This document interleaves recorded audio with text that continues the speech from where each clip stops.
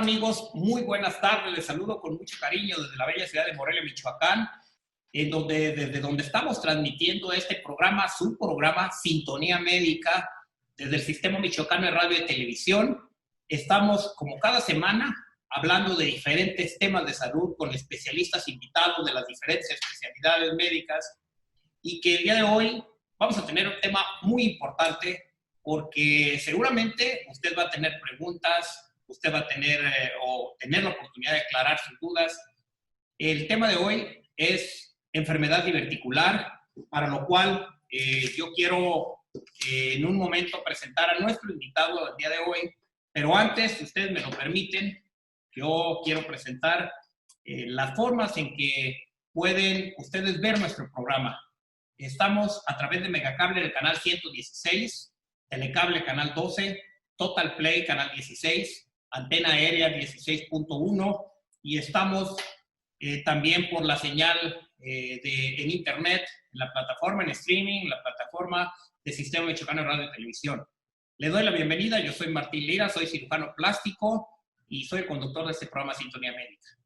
El día de hoy tenemos un invitado muy especial que ya ha estado con nosotros, ya es un invitado de casa. Es un prestigiado cirujano general con especialidad en laparoscopía y endoscopía, el doctor José Luis Rodríguez Munguía. Voy a presentar parte de su currículum porque es un currículum muy extenso que nos llevaría todo el programa para poder hacer la presentación con todo el currículum. Gracias.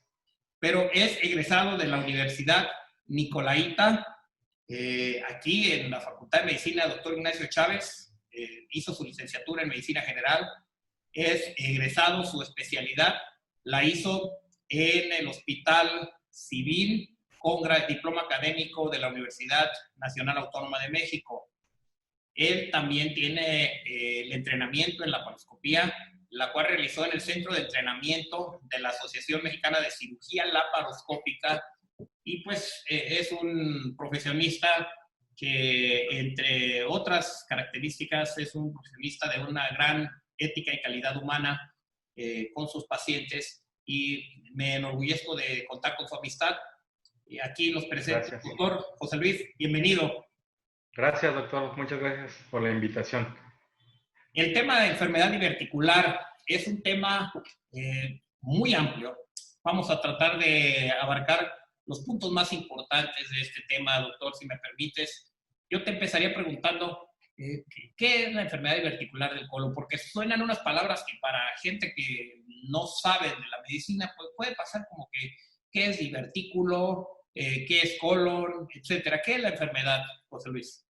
Bueno, en este caso vamos a hablar de la enfermedad diverticular del colon, porque existen otros divertículos en diferentes segmentos de la anatomía. Pero vamos a hablar en particular esta ocasión de la enfermedad diverticular del colon, que para entender qué es un divertículo en el colon es la protrusión o el prolapso de la mucosa a través de las capas musculares, ¿verdad? En el caso para que se pueda entender un poquito qué es un divertículo, les voy a mostrar, en este caso, tengo una lámina donde les voy a mostrar cuál sería la anatomía del colon normal, donde no hay ningún saco, ¿sí? Donde esta es la capa que cubre hacia el intestino, la capa muscular, y la parte interna es la capa que en este caso es la mucosa que va a protruir a través de unos defectos de la pared muscular, y que en esta otra lámina vamos a poder identificarla, ¿sí? Donde se ven estas protrusiones a través de la capa muscular que tienen una forma de globito, ¿verdad? Entonces ese es un divertículo, y pues es una enfermedad bastante frecuente que desgraciadamente no está bien estudiada en todos los pacientes. Muchos de estos pacientes tienen síntomas que vagamente los correlacionan a enfermedad diverticular porque son muy parecidos a la colitis o al síndrome de intestino irritable. La enfermedad diverticular... Sí. Sí, La adelante. enfermedad diverticular se presenta en 80% de las personas. En relación a edad, entre mayor edad, mayor riesgo de tener esta patología.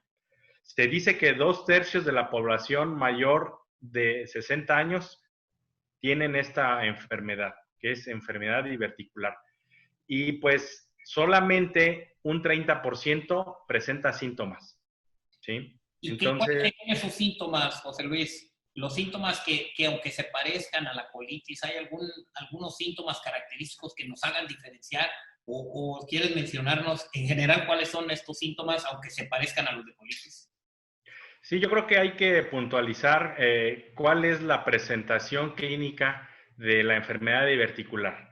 Ok. Desde el hecho de enfermedad diverticular, que muchas veces se detecta en pacientes que no tienen ningún síntoma de ningún tipo y que por algún chequeo médico o por alguna situación de colonoscopía, en este caso de tamizaje, se identifican que tienen divertículos, pero nunca en su vida han tenido síntomas de divertículos. Entonces, esta se cataloga ahí como enfermedad diverticular. Y dentro de ese proceso, cuando ya empieza a dar síntomas y se asocian a los divertículos, tenemos de una enfermedad leve que se llama diverticulosis. Y Ujú. la diverticulosis puede ir desde distensión abdominal, el aumento de gases, estreñimiento, que puede llegar a tener periodos de diarrea también, que no Ok. necesariamente son relacionados con un proceso infeccioso de acuerdo a la alimentación del paciente. Ok. Entonces, en relación a estas dos entidades que estamos presentando, enfermedad diverticular como un paciente asintomático, diverticulosis que tiene síntomas como pudiera corresponder a un síndrome de intestino irritable o colitis, y la enfermedad grave que puede presentarse de acuerdo a la severidad del caso, en la cual hay inflamación de los divertículos que puede llegar hasta la formación de abscesos en la grasa que rodea el intestino, hasta la colección de pus, hasta la perforación de ese divertículo, peritonitis y peritonitis fecal. Es Y muy también grave, es muy grave un cuadro así como ese que nos estás platicando. Y yo lo que quisiera hacerte la pregunta es, ¿esto va avanzando por etapas de la enfermedad, así como nos dijiste estas entidades? Pero quisiera que recalcaras la importancia que es la prevención del padecimiento, pero sobre todo la detección en una etapa temprana, ¿no es correcto? sí, definitivamente, muchas de las ocasiones estos pacientes llegan a tener dolor crónico a nivel de la fosa ilíaca derecha, que es la parte inferior del abdomen, perdón, del lado izquierdo, que es más frecuente la zona de dolor de esta zona, y Sí. los pacientes refieren que tienen un dolor intermitente pero ya es crónico y aprenden a vivir con ese dolor, que al Sí. final muchas de las ocasiones ese dolor es por divertículos en el colon, y más frecuente pues se presentan del lado izquierdo. El 80% de los divertículos en el intestino se encuentran en el sigmoides, Ujú. que es este segmento del intestino que estamos viendo, ¿sí? Sí. Y en relación a esto que comenta, que si puede tener antecedentes de que esta enfermedad vaya progresando, normalmente no presenta síntomas así premonitorios de que este paciente se va a complicar. Ok. Cuando ya un paciente tiene dolor en esa región, pero empieza a tener otros síntomas como intolerancia de la vía oral, o sea, vómitos, más fiebre y a lo mejor datos de irritación peritoneal, es el momento de que este paciente llegue a, pues por supuesto, a manos de un especialista, donde se tenga que instrumentar algún método diagnóstico en el cual podemos solicitar una tomografía, que es el método que se utiliza para catalogar la gravedad en relación a unos datos tomográficos para decidir si ese paciente puede llevar un tratamiento con antibióticos intravenosos, antibióticos orales, entrar a cirugía a hacer un drenaje de un absceso o incluso, en casos graves, entrar a hacer una colostomía,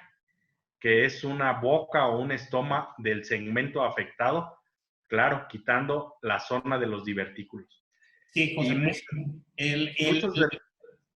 Sí, te preguntaba, el, entonces el medio de apoyo diagnóstico más adecuado es la tomografía definitivamente, aparte de la historia clínica, obviamente que sabemos que no hay ningún estudio hasta el momento que desplace la historia clínica, la clínica del paciente, es muy importante. Entonces, el método de diagnóstico es la tomografía, José Luis. Cuando vas a catalogar ya un proceso agudo como el que estamos hablando de un problema de diverticulitis, el método de mejor clasificación para el paciente será la tomografía, pero Sí. existen otros métodos que se pueden llevar a cabo para detectar la enfermedad diverticular, como el colon por enema, donde son unas radiografías en las cuales a través de una preparación intestinal y por medio de una sonda por el recto se mete un medio de contraste hidrosoluble o de medio varitado y pinta la anatomía de las paredes del intestino y podemos detectar la enfermedad diverticular. Sí, José Luis, vamos, ¿me permites, por favor? Vamos a ir a una pausa y regresamos en unos minutos para seguir hablando de este tema tan importante. No se vaya, seguimos aquí en Sintonía Médica hablando de enfermedad diverticular del colon con el doctor José Luis Rodríguez Munguía, especialista en gastroenterología, cirugía general y gastroenterología y laparoscopía endoscópica también. Regresamos.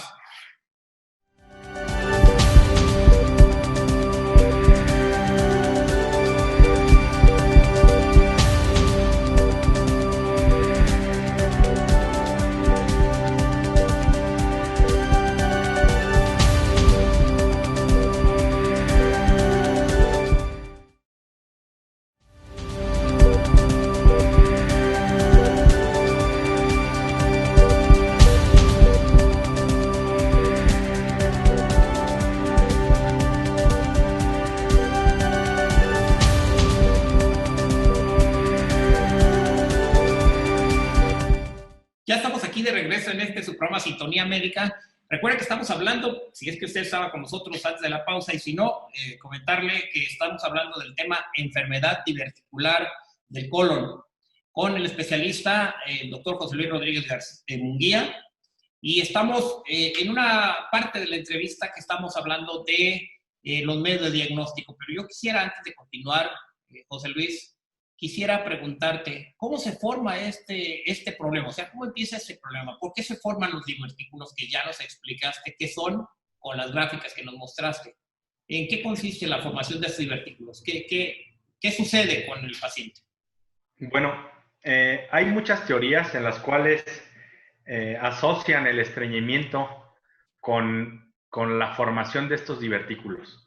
Okay. Entre más estreñimiento haya y más tiempo de la cronicidad de este padecimiento, mayor posibilidades de desarrollar enfermedad diverticular.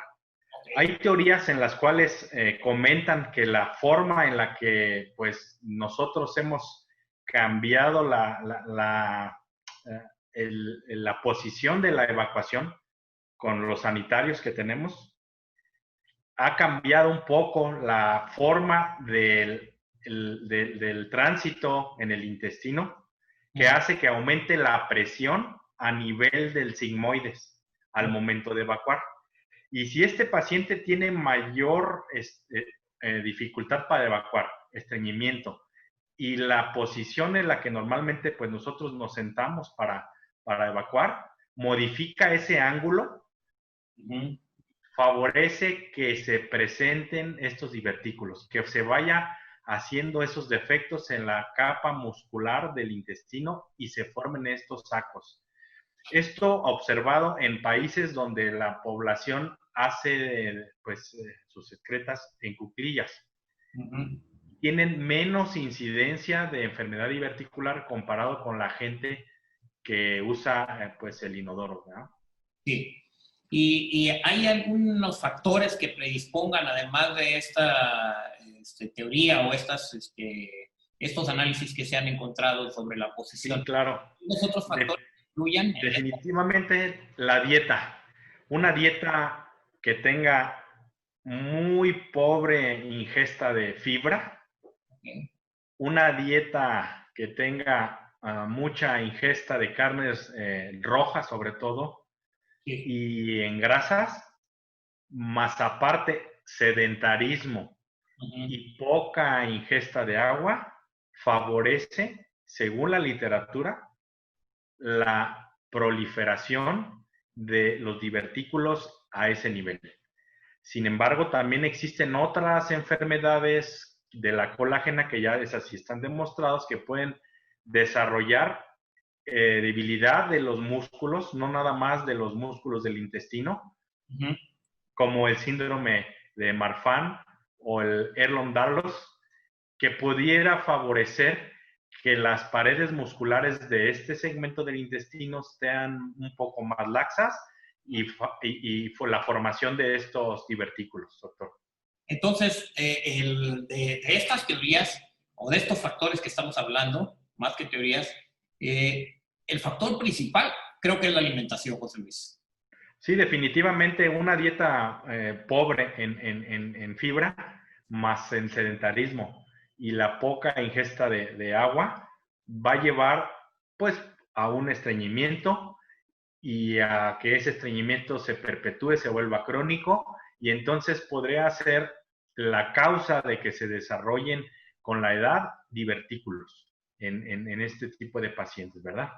Sí. Ahora, algunos grupos de edad que sea más frecuente para presentarlos es en la edad adulta, pero ¿en qué promedio de edad, José Luis?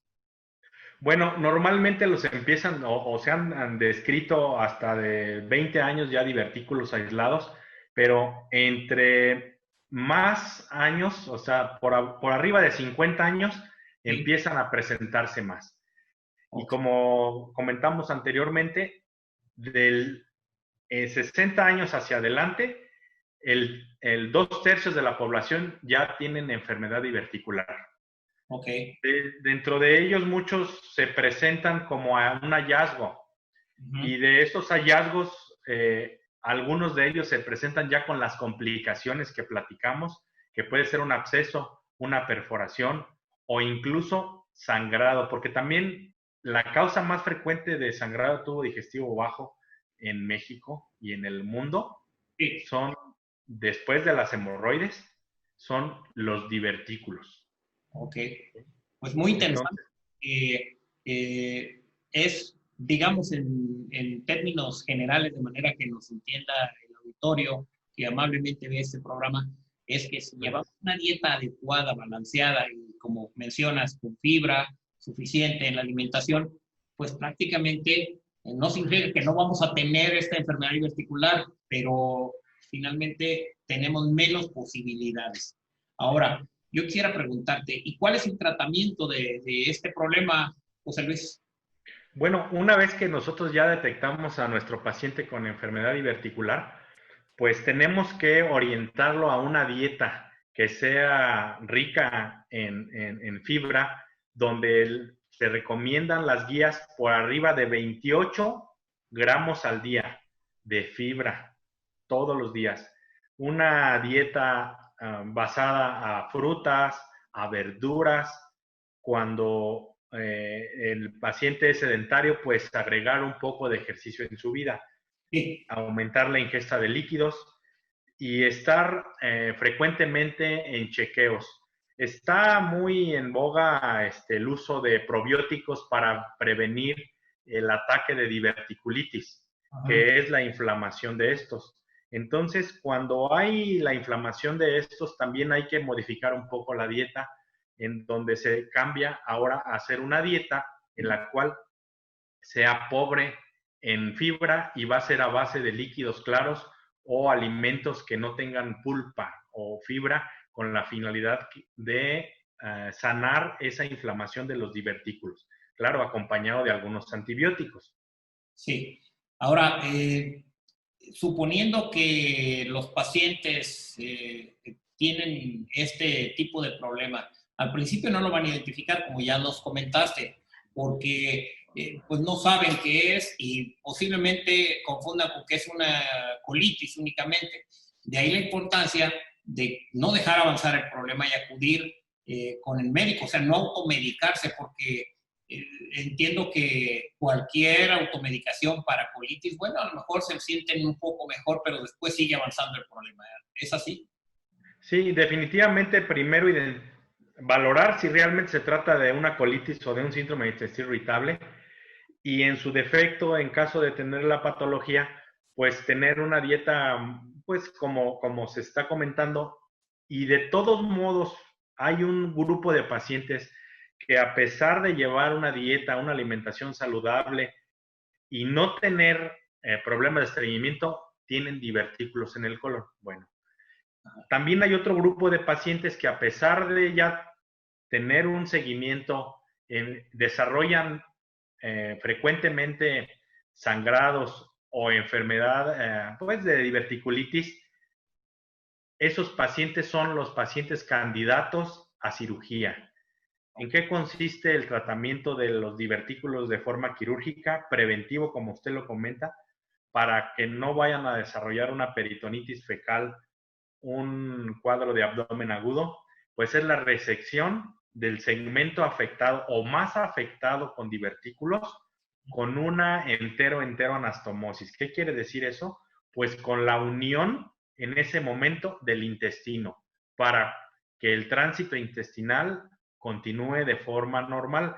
En su defecto, si el paciente no está en condiciones, muchas veces se opta por hacer una ileostomía temporal o en su defecto una colostomía temporal para posteriormente unir el intestino y restaurar el tránsito intestinal. Pues sí, sí es muy interesante todas estas opciones quirúrgicas que se tienen para este manejo, pero definitivamente la idea es no llegar hasta ese extremo. Aquí el estudio estará entonces ahora enterado de que pues hay que prevenir la enfermedad, hay que alimentarse sanamente y yo siempre destaco algo muy importante, acudir con el especialista a tiempo, con el médico, a lo mejor de primer contacto, pero de todas maneras, si ya empezamos con problemas gastrointestinales, acudir con el especialista, que en este caso eres tú, José Luis, de tu especialidad.